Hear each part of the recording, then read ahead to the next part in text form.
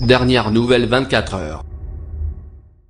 À un an des prochaines élections européennes, La République En Marche prend les devants et lance officiellement sa campagne, ce samedi, avec la Grande Marche pour l'Europe.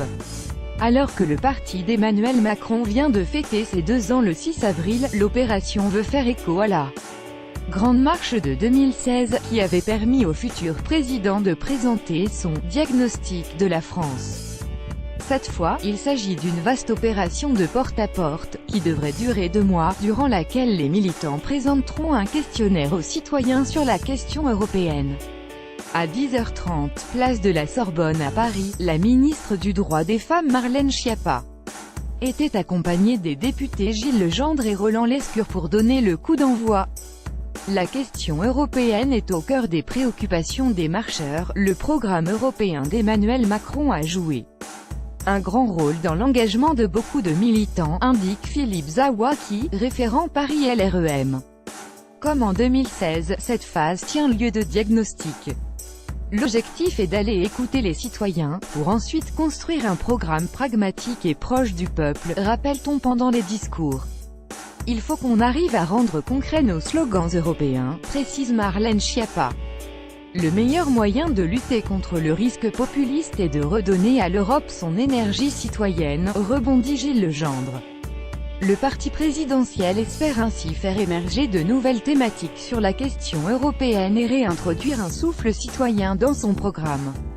Et Roland Lescure d'affirmer, il y a 2 ans, notre slogan était « Si l'on veut être entendu, il faut commencer par écouter ».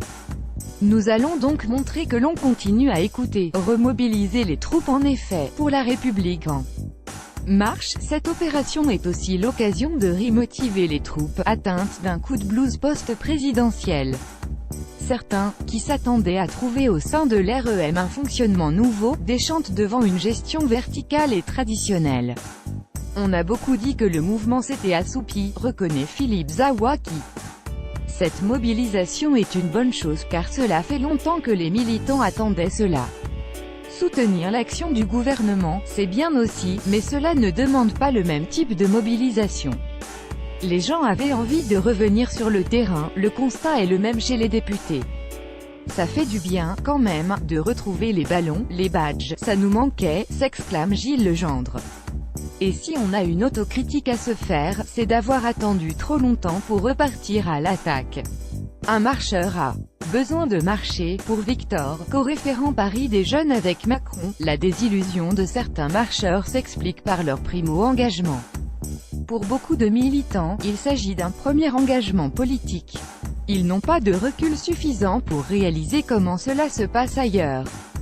Moi qui étais militant au MJS, je peux assurer qu'aucune comparaison n'est possible avec La République En Marche. Pour qu'un parti fonctionne, il faut allier verticalité et horizontalité. Marlène Schiappa, quant à elle, ne fait pas le même constat. Les militants n'ont pas besoin d'être remobilisés, estime-t-elle. Beaucoup de gens pourraient être ailleurs, mais ont quand même choisi d'être ici aujourd'hui.